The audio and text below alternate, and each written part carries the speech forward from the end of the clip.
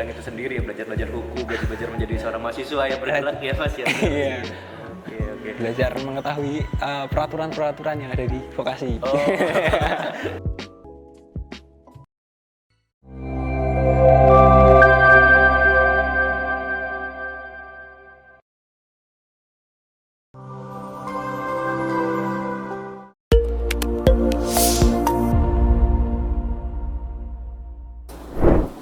Halo, assalamualaikum warahmatullahi wabarakatuh. Selamat siang teman-teman semua. Selamat siang sahabat-sahabat vokasi. Kembali lagi di ngobrol pasti bareng BMKM SV UGM.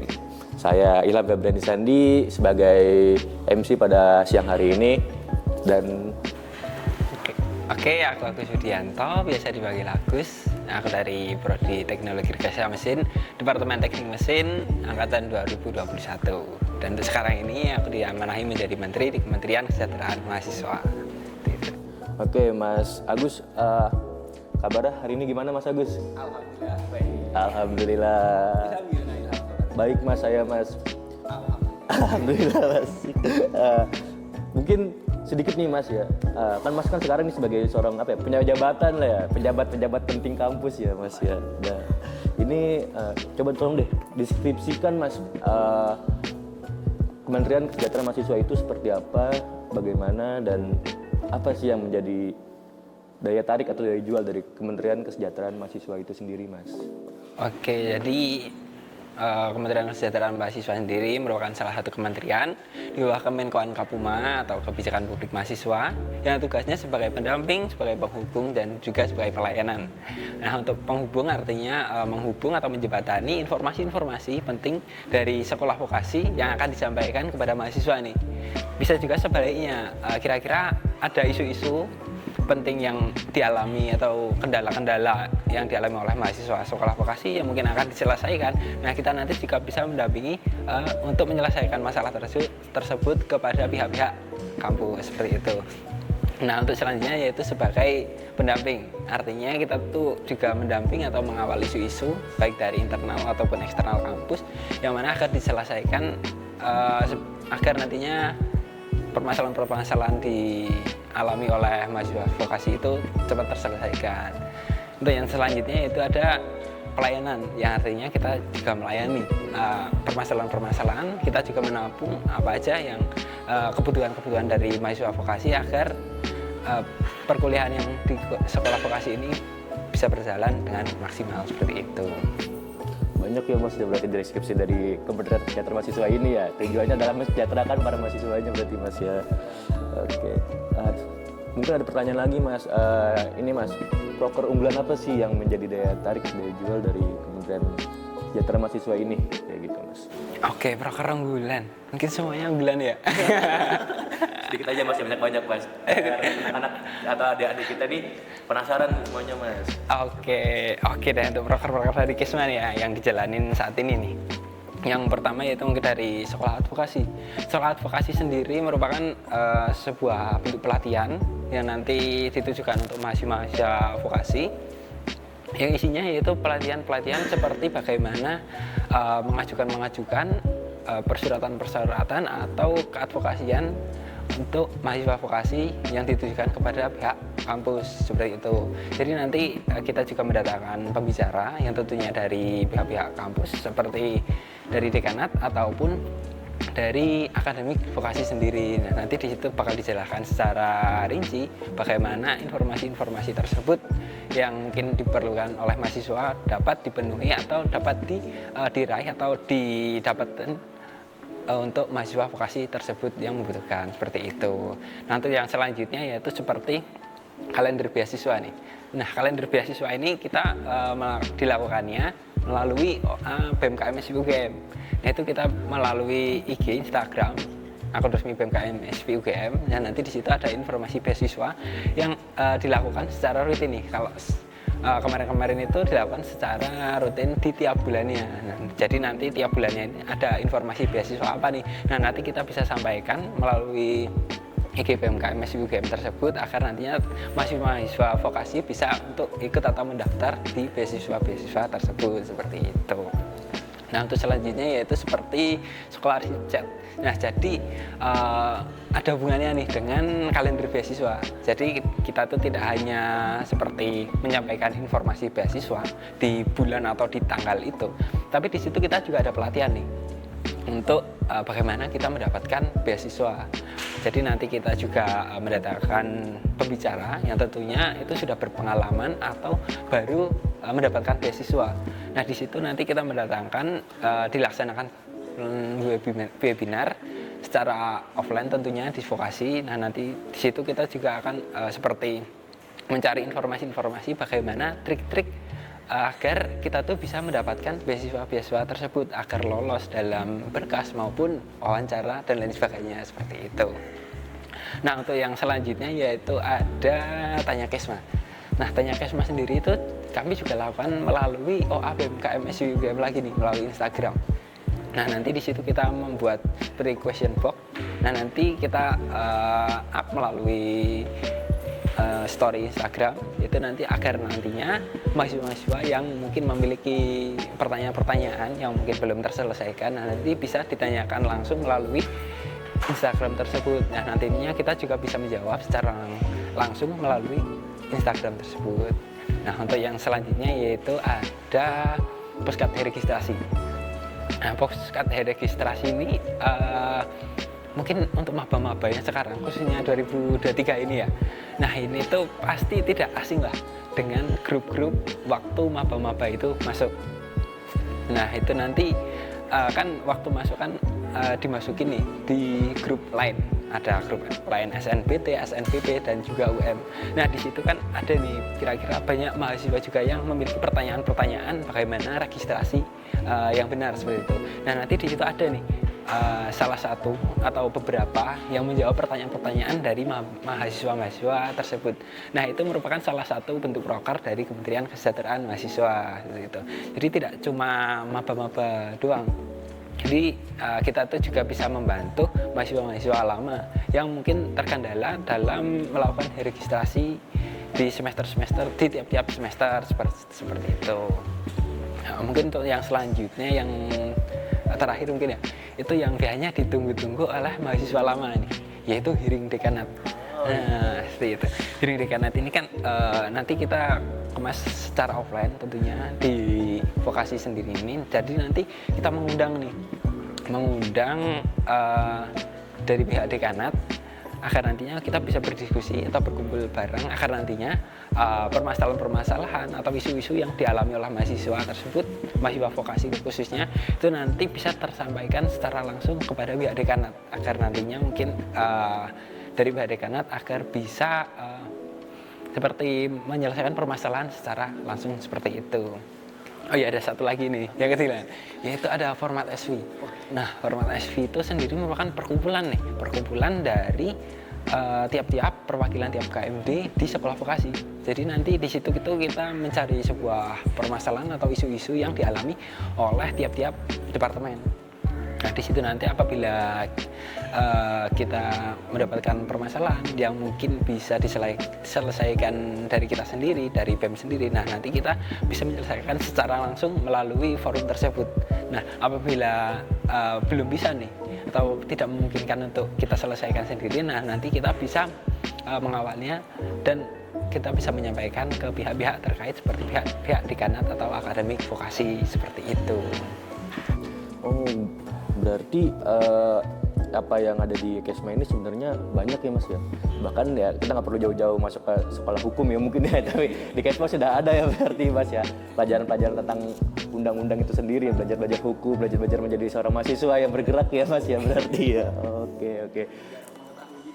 Peraturan-peraturan juga dari vokasi. Oh, berarti tata tertib di sekolah vokasi ya Mas ya. Oke. Mau tanya lagi nih Mas, ada nggak sih Mas suka duka saat Mas menjadi seorang menteri atau maupun sebagai seorang mahasiswa vokasi atau khususnya ya menjadi seorang menteri kesejahteraan mahasiswa itu sendiri Mas? Ada nggak sih Mas suka dukanya seperti ini? Oke, untuk suka duka mungkin dari sukanya dulu ya. Nah, untuk sukanya ini kalau yang mungkin baru-baru ini ya di posko registrasi. Nah, tentunya kita tuh sukanya itu bisa membantu sesama. apabila ada teman-teman dari maba ataupun dari mahasiswa lama yang mungkin kesulitan dalam registrasi itu nanti kita bisa membantu. Ya, jadi nanti kita bisa membantu sesama lah intinya seperti itu. Nah kemudian sukanya itu dalam poskada registrasi tersebut kita tuh juga bisa mengetahui atau kita tuh bisa seperti berkumpul atau berdiskusi bersama dengan petinggi-petinggi SV maupun petinggi-petinggi di tiap-tiap departemen nih, seperti Kaprodi. Nah, jadi dari situ nanti kita tuh berdiskusi untuk menentukan jumlah UKT yang akan diberikan kepada mahasiswa. Seperti itu. Jadi tidak hanya sekedar bertemu, tapi kita juga bisa berdiskusi bersama yang tentunya di situ bisa melatih kita untuk seperti public speaking, negosiasi dan lain sebagainya seperti itu.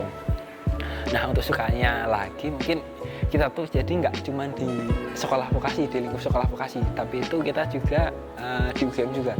Jadi nanti tuh ada perkumpulan juga di tiap-tiap fakultas, advokasi tiap fakultas. Nah itu nanti kita tentunya juga membahas advokasi-advokasi yang ada atau peraturan-peraturan yang ada di tiap-tiap fakultas seperti itu. Jadi kita bisa bertemu dengan fakultas-fakultas lain. Nah, tidak cuma itu, kita tuh juga bisa berdiskusi bersama juga dengan pihak-pihak petingginya UGM. Jadi tidak hanya dengan petingginya SV, tapi kita juga bisa bertemu dan berdiskusi bersama dengan pihak-pihak petingginya UGM seperti itu. Nah, untuk sukanya yang selanjutnya itu mungkin karena kita tuh memberikan informasi soal beasiswa nih ya. Nah, itu tuh kita tuh bisa mengetahui lebih dulu soal beasiswa yang mungkin akan kita sampaikan di tiap-tiap bulannya. Jadi kan kita tuh juga menyaring dulu nih informasi-informasi beasiswa yang bisa didaftar oleh mahasiswa vokasi. Nah sebelum itu kan pasti kita udah mencari dulu dan kita udah mengetahui dulu nih. Nah keuntungan kita tuh seperti kita tuh bisa mengetahui dulu dan bisa mendaftar sebelum mereka atau mahasiswa yang lain mendaftar seperti itu. Kalau untuk dukanya ya, dukanya ini bagaimana nih Mas? Apakah ada, dukanya capek, ataukah aduh lelah, atau nangis kah, atau bagaimana nih Mas? Bagaimana nih Mas, bagi anak-anak KESMA itu sendiri Mas? Kalau dibilang soal capek, nangis itu ya enggak sih. Soalnya kita kan juga melaksanakan dengan senang hati tentunya. Itu. Nah mungkin untuk dukanya itu, karena mungkin, kalau dukanya itu biasanya di waktu liburan-liburan ini. Karena kan tiap-tiap proker itu enggak terus kalau liburan itu juga libur. Nah terkadang itu kita tuh juga membutuhkan informasi yang ada di vokasi, yaitu kita bisa menghubungi dari akademi vokasi ataupun dari pihak dekanat seperti itu. Jadi di kala liburan ini kita tuh juga mencari informasi yang ada di vokasi tersebut. Nah kurang enaknya itu karena mungkin tidak semua mahasiswa vokasi itu tinggalnya di Jogja, ya mungkin pada pulang kampung atau liburan. Nah di situ, untuk komunikasinya itu kita biasanya hanya melalui online atau bisa melalui WhatsApp seperti itu. Jadi kita nggak enaknya itu kadang menunggu jawaban dari pihak-pihak terkait karena mungkin kesibukan yang dialami atau yang sedang dijalani oleh pihak terkait seperti dekanat maupun dari akademiknya vokasi sendiri gitu. Berarti sukanya tuh banyak, dukanya pun banyak tapi sedikit ya dukanya ya Mas ya, karena menjalankan dengan sepenuh hati ya Mas ya. Oke. Ada nggak sih Mas kalau pada saat prosesnya menjalani proker itu menjadi hal yang kayak membuat kita tuh menjadi tertantang untuk terus menjalani proker-proker selanjutnya di KESMA itu sendiri ya Mas, kesejahteraan mahasiswa itu sendiri khususnya. Ada nggak sih Mas? Oke, untuk tantangan ya, untuk tantangan sendiri mungkin ada nih seperti isu-isu yang ada di vokasi. Nah terkadang itu isu-isu yang di vokasi itu belum juga bisa terselesaikan di vokasi itu sendiri. Nah jadi itu nanti hanya bisa diselesaikan oleh universitas. Nah, jadi nanti di situ tuh tantangannya itu kita tuh juga kayak tadi bisa kumpul dengan mahasiswa fakultas lain. Nah di situ tuh kita berdiskusi bersama untuk menyelesaikan permasalahan tersebut. Dan di situ tuh kita bertemu langsung dengan petinggi-petingginya dari UGM. Jadi nanti di situ kita bisa berdiskusi bersama, bisa menyampaikan isu-isu atau hal-hal yang masalah-masalah yang dialami oleh pihak atau mahasiswa vokasi seperti itu. Jadi di situ tantangannya itu kita tuh bisa seperti melatih public speaking banget dan bernegosiasi dengan petinggi-petingginya UGM, yang mana jaraknya itu kita yang mahasiswa dan mereka yang petinggi, atasnya jauh banget. Jadi banyak pengalamannya sama yang belum baru.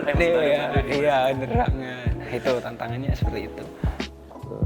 Ada nggak sih Mas, ini sedikit ya Mas ya, mungkin kan angkatan 2023 yang baru masuk ini adik-adik kita kan pengen banget ya kayak, wah tertarik nih buat join Kesma nih, terus tertarik juga buat masuk BMKMSV nih. Nah, calon kader atau kader-kader khusus buat di Kesma yang menurut Mas kayak, wah bagus ini buat jadi apa ya, kemampuannya lebih baik daripada sebelum-sebelumnya, bahkan kemampuannya tinggi lah kayak gitu, dan orang-orang kompeten dan kompetitif lah. Itu ada nggak sih Mas kira-kira? Kalau untuk yang kompeten Harapannya itu calon kader ini Mas? Tidak terlalu ini sih, soalnya kita tuh yang penting orang yang mau belajar bersama. Nah, karena di situ tuh kita yang penting mau belajar bersama, mau membantu terutama, dan mungkin kita tuh menjadi orang yang sabar. Sabar itu perlu, karena tadi kan seperti yang aku ngomongin tadi, waktu kita menghubungi dari pihak itu kan kita kan menunggu nih jawaban-jawaban yang belum pasti kapan dijawabnya. Nah, itu tuh kita harus belajar sabar untuk menunggu jawaban-jawaban seperti itu. Nah, selain itu kita tuh juga fast respon dan juga bertanggung jawab. Kenapa? Karena informasi-informasi yang mungkin akan disampaikan dari dekanat ataupun dari UGM kepada mahasiswa itu juga bisa disampaikan secara cepat dan tepat seperti itu. Jadi informasinya tidak lambat seperti itu, jadi tetap fast respon dan juga bertanggung jawab akan program-program kerja yang dijalani seperti itu. Berarti calon kader yang satu nggak ghosting ya Mas? Dan harus siap-siap menunggu kabar pesan yang lama itu ya Mas ya? Harus sabar itu ya. Iya berarti ya. Orang yang melatih kesabaran dan Nanti Kesma ini khusus buat orang-orang yang sabar nih berarti Mas, karena menunggu pesan kan nggak lama, nggak mudah ya, orang kadang-kadang kan terpacu ya Mas. Wah ini pesan gue lama banget kayak gitu kan. Oke Mas, terima kasih ini Mas udah mau berbagi sedikit kepada kami. Sebelum kita tutup acara ini, coba deh Mas kasih closing statement buat adik-adik kita 2023 ini supaya mereka itu tertarik join BMKMSV BM, khususnya itu di Kesma, kesejahteraan mahasiswanya itu sendiri kayak gitu Mas. Oke, untuk closing statement mungkin ya buat teman-teman nih, apabila teman-teman nih seorang yang mungkin ingin mengetahui lebih nih soal UGM khususnya, atau informasi-informasi yang mungkin tidak seluruh mahasiswa vokasi atau mahasiswa UGM tahu nih. Nah, bisa nih buat join di Kesma, karena informasi-informasi yang belum tentu mahasiswa lain dapat itu bisa Kesma dapat seperti itu. Oke, berarti dari teman-teman sendiri nih, kalau mau tahu informasi-informasi rahasia atau secret itu joinnya ke Kesma ya Mas ya, karena informasi-informasi ini ditahan mana disimpan atau terlebih dahulu ditaruh di Kesma dulu ya, baru ntar setelah itu dilakukan pengkajian dan diberikan kepada anak-anaknya. Iya benar, karena kita kan seperti tadi kan kita bisa berdiskusi dengan petinggi-petinggi, ya mana kan informasi-informasi kan tidak seluruhnya bisa disebar oleh mahasiswa gitu. Jadi berarti untuk teman-teman yang mungkin mau tahu secret informasi, silakan gabung ke Kesma dan coba lebih mencari tahu lagi Kesma ini sebenarnya banyak loh keunggulan-keunggulannya itu sendiri seperti itu. Mungkin itu saja, saya dari Ilham Febrani Sandi yang menjadi MC pada siang hari ini, dan terima kasih Mas Agus Budianto yang telah memberikan waktunya, luangkan waktu untuk berdiskusi bersama. Mungkin itu saja dari saya. Wabillahi taufiq wal hidayah. Wassalamualaikum warahmatullahi wabarakatuh.